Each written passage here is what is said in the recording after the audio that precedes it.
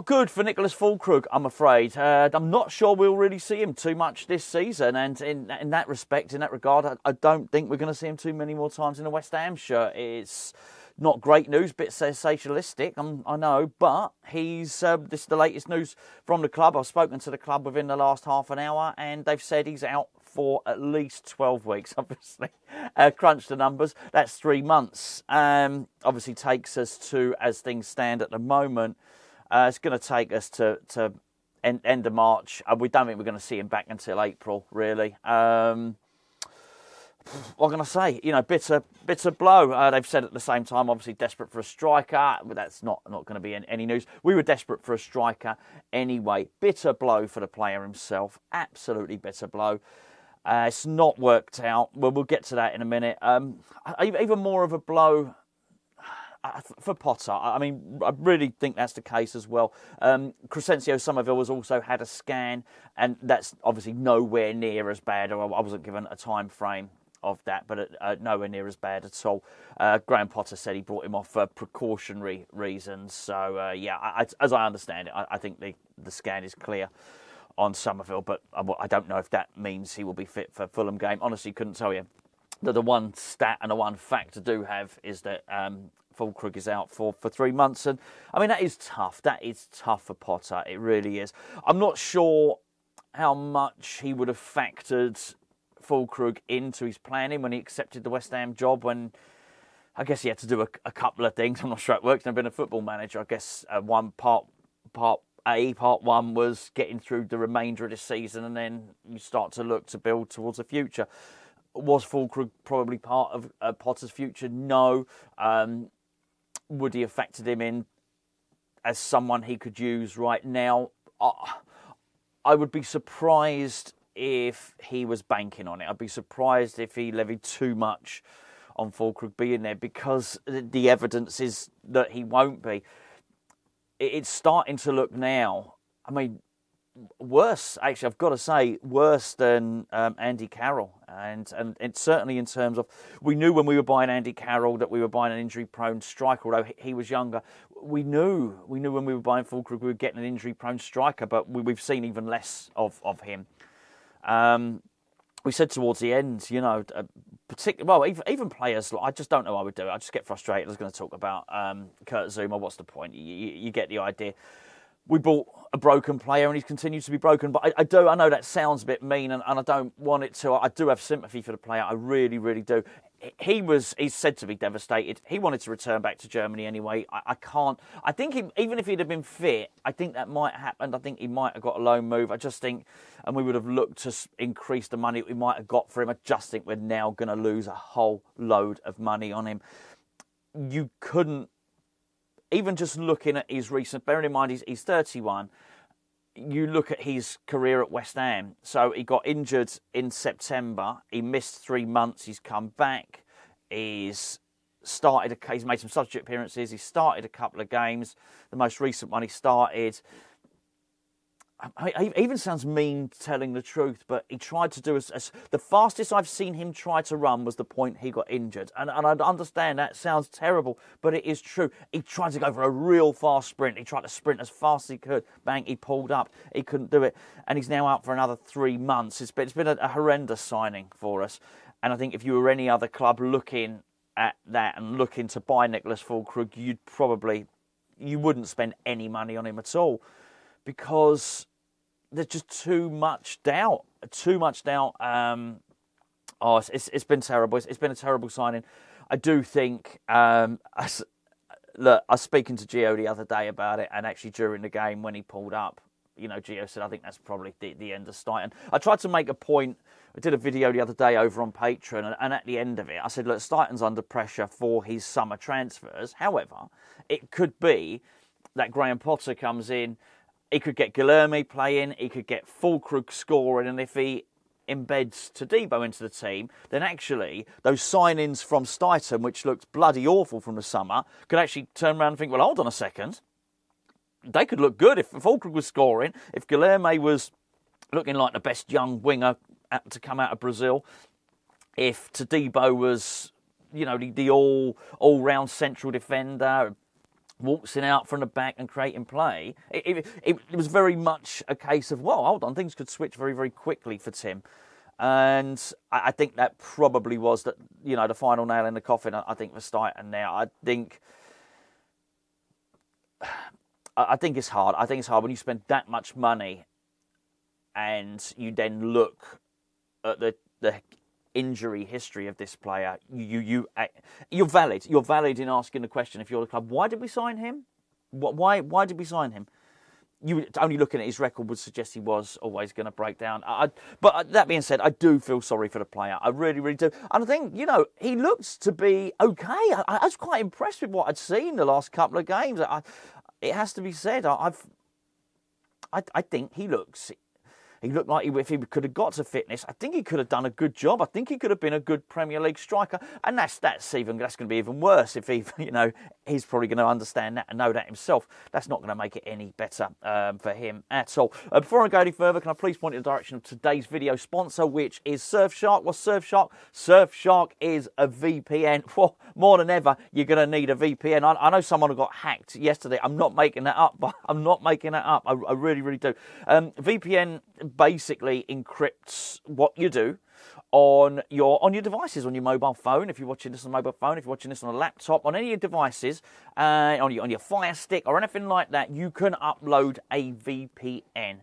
And it basically gives you a bit of cyber security. If you're the type of person that likes to cover your PIN number when you go to the cash point, then you're probably going to want a VPN, because so many people do their online banking, their internet banking is done on an app on your phone. We've got a really, really good deal for you at the moment with Surfshark, who just do a brilliant VPN. I've been using them for 3 years before they even started to sponsor Hammers Chat. That's how much I like Surfshark. We're going to give you basically, this is great, we're going to give you the first 4 months free. Which is absolutely brilliant, and a 30-day money-back guarantee. It's not just one deal for one device. Use it on all your devices. All you've got to do is go to surfshark.com/HammersChat, or if you go on there, it'll ask you if you've got a discount code. You do. It's called Hammers Chat, just Hammers Chat, all one word. Put that in, get your discount, get your devices secure, get yourself a VPN. Even if you don't use Surfshark, you're probably going to need to be using a VPN. I'll be saying that to you anyway. The link is in the description below. Check it out and go and get that downloaded for yourself now. Look, Fullkrug, this is horrendous. The club have said we're desperate for a striker, as I mentioned earlier in the video. They were desperate for a striker anyway. This is just going to give it the absolute hurry up. And I can't help... I mean, it's a weird one, isn't it?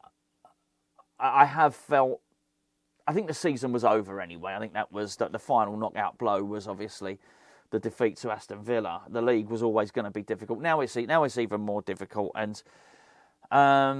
And you have to feel for Potter. I don't know if you noticed, Obama scored for Manchester City. They beat Salford 8-0. Just a tapping goal, but it was really interesting reading some of the comments from Manchester City fans, which I think maybe I read it in the Metro or something like that, and they'd sort of aggregated all of the comments from Man City fans on social media. They were saying, "Oh, it's good. He really bullied the defenders. Why aren't we using this guy as a backup to Erling Haaland in the league?" There were some really, really interesting comments.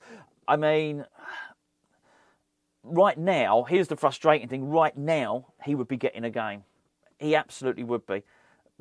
Maybe not under the other managers, but under Graham Potter, he would be getting a game. We used to say under David Moyes, I wonder what set of circumstances will you use these young players? We had it before, if you remember Elise. We had all of our centre-backs were out. And then he patched up Issa Diop, and we still had one, but he still didn't play Elise, despite him having played well in Europe. I think the same thing happened. We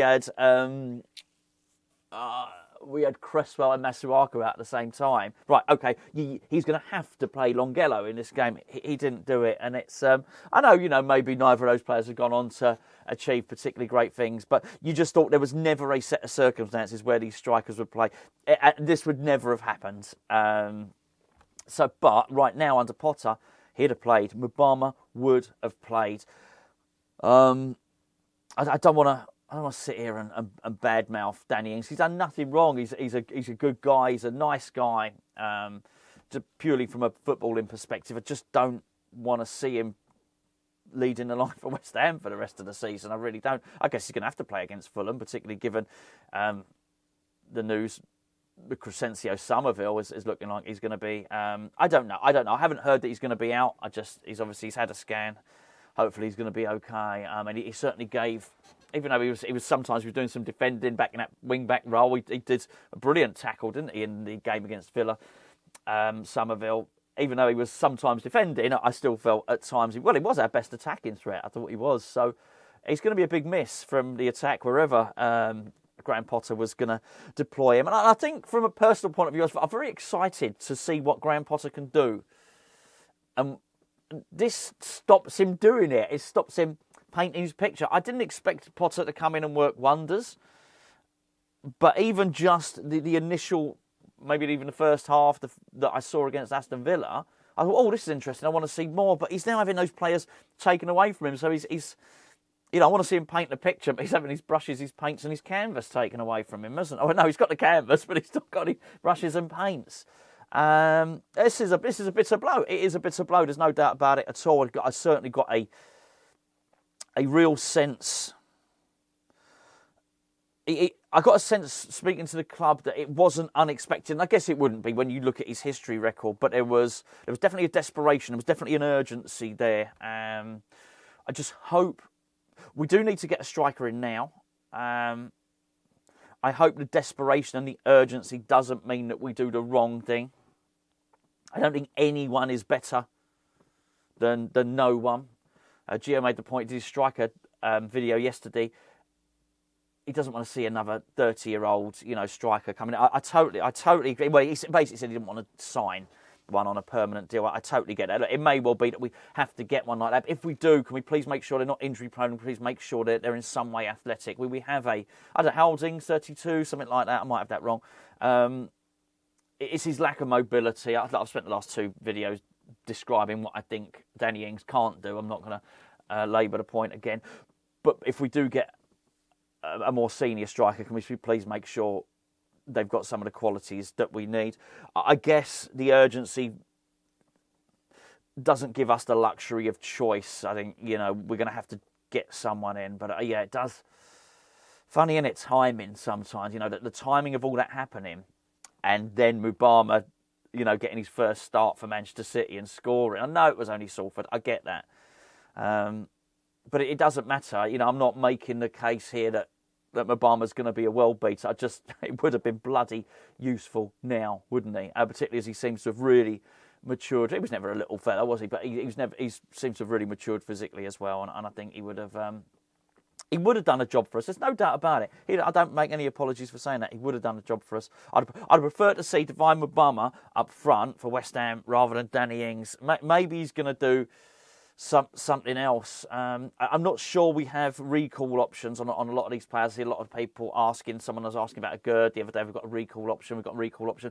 I don't know about a Gerd, but I do know about both Maxwell Cornet. I guess you could use him as a striker, couldn't you? But Maxwell Cornet and James Ward-Prowse. We don't have recall options. It would have to be a mutually agreed decision to terminate the loan deal, so you can get them back. But here it mentioned all the time, these options where you can just decide to recall. People don't want to do those loan deals. You're not going to be able to send. If someone wants to go and get Nathan Gerd for a season from La Liga, they want him for a season. They want to loan him because they can't afford him. But they certainly want the certainty that they're going to at least be able to build the team around him for the season. Some deals have a recall option in January. I don't think that's one of them, because I think it would have been mentioned before now when I was asking about the other players. Anyway, there you go. Niclas Füllkrug out for 3 months. Don't think we're going to see him. I think that's it. I think his West Ham career is over. Do I think we might see him off the bench for a couple of times towards the end of the season? Yeah, quite possibly. But West Ham can't plan anything this season around him. We can't plan anything next season around him. Is Niclas Füllkrug going to be happy if he does ever get fit to be a substitute, which is what he would have to be at West Ham, because Fullkrug's got a plan for the future now? I suspect not. He himself, he's described his move to West Ham as a nightmare. I think it was nightmare. It was something. If it wasn't nightmare, it was either nightmare or disaster. Even if I got it wrong, I'm not too far wide of the mark, so we'll go with nightmare. He's not had a happy time. I do feel bad for him. I feel worse for us, truth be known. It's going to cost us a lot of money. It's got to stop. With the money lost on Fullkrug, the money lost on Skamaka, the money lost on Haller, this has to stop. Now, you'd even have to say, whatever we paid £13 million for Danny Ings, and we can say, people say 100 grand a week. I don't believe it is, but it's not like you've got it so wrong that it's actually a tenner a week. It's 85 grand a week. So much money. You add that up in wages. We hemorrhage massive, massive money on strikers. It's got to stop. Right, I'm going to skedaddle, get this video uploaded.